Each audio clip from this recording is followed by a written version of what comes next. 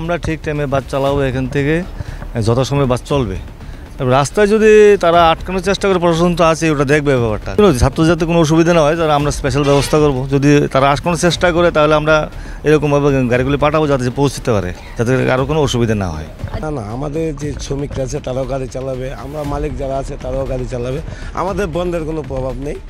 বন্ধ আমাদের যেতগুলি বন্ধ, সবগুলি বন্ধতে আমরা গাড়ি চালিয়েছি। নমস্কার, স্বাগত জানাচ্ছি সোশ্যাল বাংলার সাথে রয়েছে আমি সুজাতা। আগামীকাল 21শে মার্চ শুক্রবার টিআইএসএফ এর পক্ষ থেকে গোটা রাজ্যে তারা বন্ধ ডেকেছে এবং তিপ্রা স্টুডেন্ট ফেডারেশনের পক্ষ থেকে এই বন্ধ ডাকার কারণ হচ্ছে রোমান স্ক্রিপ্টের দাবি। এর আগেও বহুবার রোমান স্ক্রিপ্টের দাবির কারণে টিআইএসএফ এর পক্ষ থেকে বিভিন্ন জায়গায় ধর্ণা সংগঠিত হয়েছিল, বিভিন্ন জায়গায় তারা চাক্কাজাম করেছিল এবং আমরা দেখতে পেয়েছিলাম যে টিআইএসএফ এর ডাকা বন্ধ বিশেষ করে এডিসি এলাকাগুলিতে এবং এডিসি এলাকার বাইরেও কিন্তু তার একটা প্রভাব দেখতে পাওয়া যায়। এবং আগামীকাল যতটুকু আমাদের কাছে খবর রয়েছে যে রাজ্যের বিভিন্ন জায়গায় যারা সরকারি চাকরি করছেন তাদেরকে সেই বন্ধের ব্যাপারে কোনো কিছুই জানানো হয়নি, বা যারা বিভিন্ন যানবাহন চালকরা রয়েছেন তাদেরও অ্যাসোসিয়েশনের পক্ষ থেকে এই বিষয় নিয়ে কোনো কিছুই এখনও পর্যন্ত জানানো হয়নি। অর্থাৎ আগামীকাল শুক্রবার টিআইএসএফের ডাকা এই বন্ধ, যেখানে আসাম আগরতলা জাতীয় সড়কের পাশাপাশি এডিসি এলাকার বিভিন্ন জায়গা, সেই জায়গাগুলিতে হয়তোবা ছোট বড় পিকেটিং থাকতে পারে এবং তাতে করে বিভিন্ন স্ট্যান্ড থেকে, রাজধানী আগরতলা থেকে যে বিভিন্ন গাড়িগুলি আসাম আগরতলা রোডে যাতায়াত করে, সেটা হোক নাগেরজলা থেকে কিংবা রাধানগর বাসস্ট্যান্ড থেকে বা চন্দ্রপুর বাসস্ট্যান্ড থেকে, যেটা আসাম আগরতলা রোডের দিকে যাতায়াত করে কিংবা যেটা সাবরুমের দিকে পর্যন্ত যায়, সেখানেও বেশ কিছু এডিসি এলাকা রয়েছে। সেখানেও আমরা টিআইএসএফের ডাকা বন্ধে এর আগে তাদের একটা প্রভাব দেখতে পেয়েছিলাম।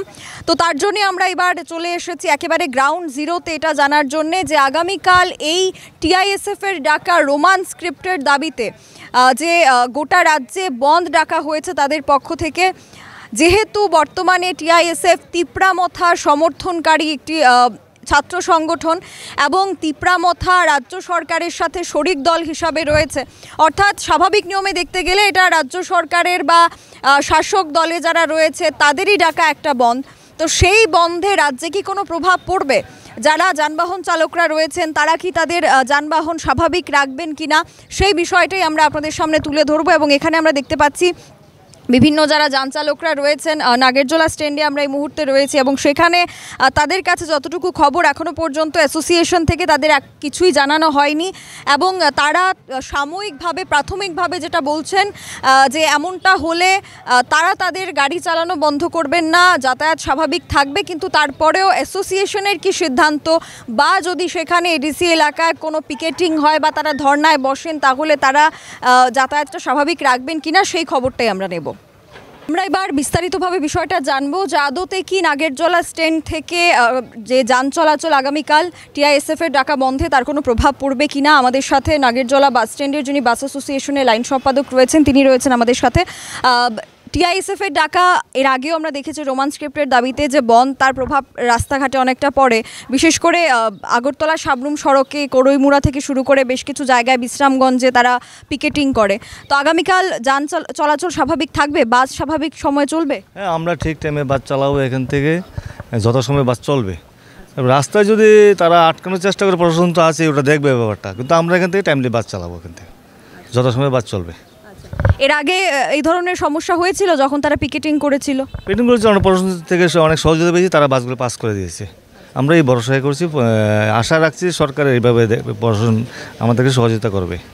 আচ্ছা, এমনিতে আপনাদের অ্যাসোসিয়েশন থেকে উপর থেকে কোনো কিছু নির্দেশিকা এসছে? না, আমরা তো সরকারি একদম একটা সংস্থা, আমরা সিদ্ধান্ত সবসময় আমাদের কাজই হচ্ছে পাবলিক সেবা করা, ওদের সার্ভিস দেওয়া, সেইভাবে আমরা সার্ভিস দেবো, কালকে রাখবো।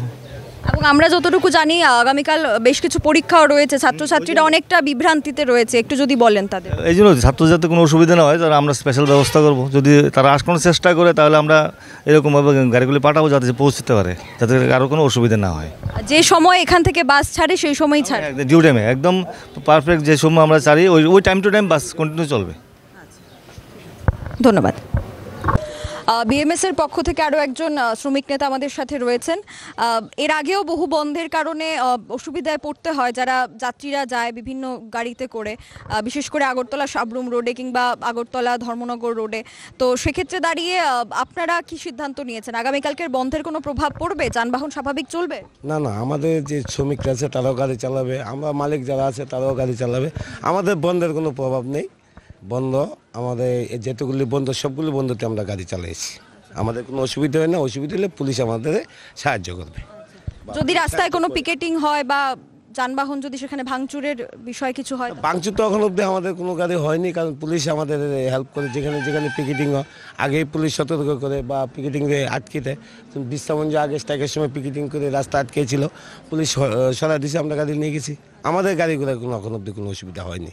নাগেরজোলা স্ট্যান্ড থেকে যে সময় যে গাড়ি ছাড়ে সেটা সময় মতোই চলবে? হ্যাঁ, সময় মতো চলবে। ধন্যবাদ। 5টা থেকে বিকাল 5টা অবধি গাড়ি চলবে।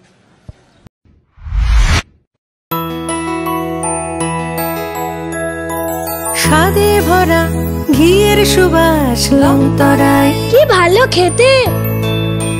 শুদ্ধ ঘিয়ের আবেশ ভরা লংতরায়, অপূর্ব সুগন্ধ, পুষ্টি ভরা ঘিয়ের খাবার, গাওয়া ঘি প্রিয় সবার লংতরায়। একেই বলে বিশুদ্ধ ঘি।